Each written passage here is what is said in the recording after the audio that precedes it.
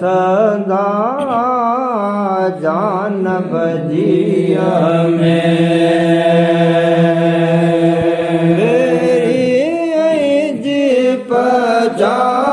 पजार साहेब उस कनल के मिल महबूब में था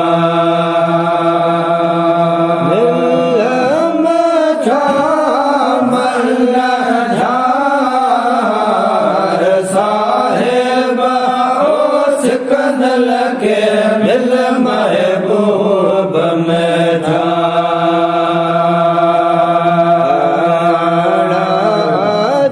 जीवन मोह बन मांगा